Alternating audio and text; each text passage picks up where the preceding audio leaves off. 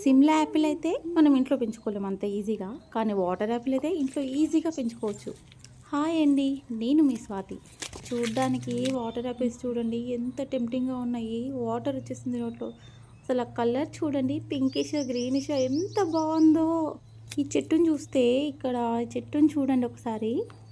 కాయలు ఉన్నాయి, పింక్ కలర్కి వచ్చిన కాయలు ఉన్నాయి, గ్రీన్ కలర్కి వచ్చిన కాయలు ఉన్నాయి, అండ్ ఫ్లవరింగ్ కూడా ఉంది. ఫ్లవర్ అన్ని దశలు ఉన్నాయి చూడండి ఇందులో.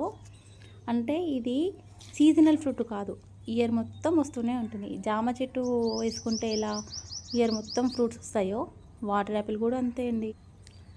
అందుకే వీలైనంత వరకు మనకి ఇంట్లో ప్లేస్ ఉంటే ఒక వాటర్ యాపిల్ చెట్టు, ఒక జామ చెట్టు, ఒక గ్రీన్ యాపిల్ చెట్టు, పపాయ చెట్టు, అరటి, ఇలాంటి ఫ్రూట్స్ అన్నీ ఫ్రూట్స్ చెట్లన్నీ వేసుకుంటే మనకి ఎప్పుడు ఇయర్ మొత్తం కాస్తూనే ఉంటాయి. కాబట్టి మనం ఈజీగా పిల్లలకి పెస్టిసైడ్స్ వాడకుండా పెంచుకుంటే ఈజీగా మనం స్నాక్స్గా యూజ్ చేసుకోవచ్చు.